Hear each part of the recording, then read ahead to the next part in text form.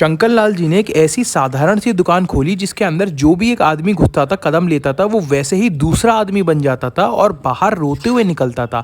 शंकर लाल जी के दादाजी अंग्रेजों के टाइम पर यहीं पर एक दुकान चलाते थे जिसके अंदर वो साग रोटा बेचा करते थे। लेकिन अंग्रेजों के भारी टैक्स के मारे उनसे उनकी दुकान छीन ली गई और वो बहुत ही ज़्यादा बेघर हो गए। फिर वैसे ही आज करीब 60 साल बाद शंकर लाल जी को वापस अपनी दुकान मिली और अपने दादाजी की वही पुरानी रेसिपी साग रोटा इन्होंने बनाना चालू किया। इनकी दुकान बहुत ही ज़्यादा साधारण सी थी और इनकी रेसिपी भी बहुत ही ज़्यादा साधारण सी थी। ये एक बहुत ही ज़्यादा गरीब परिवार में पैदा हुए थे। इनके माँ बाप बहुत ही ज़्यादा किसान थे और बचपन में गरीबी के मारे ये पढ़ लिख भी नहीं पाए। लेकिन बस इनका एक ही ताकत थी, इनको ना साग रोटी बहुत ज़्यादा अच्छी बनानी आती थी। तो इनके एक दिन ना एक्सपेरिमेंट करते वक्त इन्होंने सोचा कि मैं अगर साग में ज़्यादा मिर्ची बढ़ा देता हूँ तो क्या होगा। साग में इन्होंने मिर्ची ज़्यादा बढ़ा दी और इनका पड़ोसी पहली बार इनका साग खाने आया तो उसके आंसू निकल गए। आंसू निकालते निकालते आंसू आते आते वो दुकान से बाहर भाग गया। लेकिन इनको उम्मीद नहीं थी कि वो वापस आएगा। लेकिन कुछ देर बाद वो आंसू बहता बहता दुकान के अंदर वापस आया और वापस से अपना साग वो चक चक कर खाने लगा।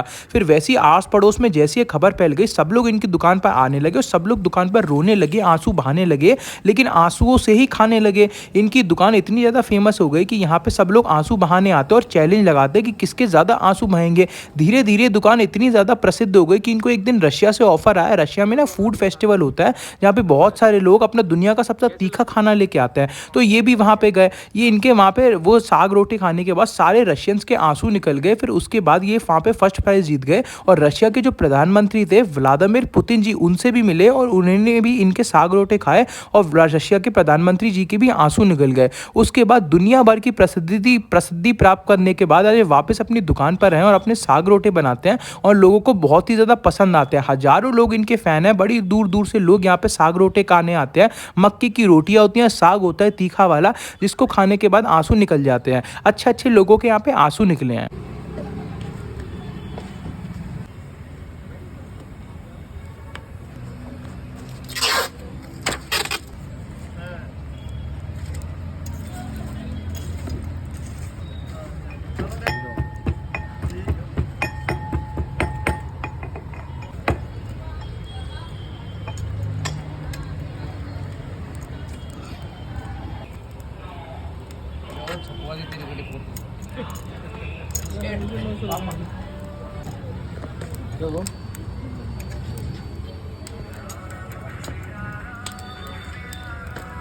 अंकल सीधे हाथ से छोड़ो।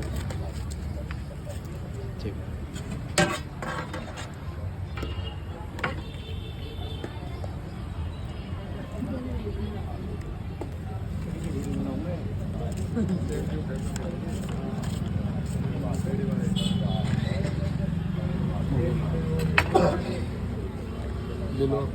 हाँ वंश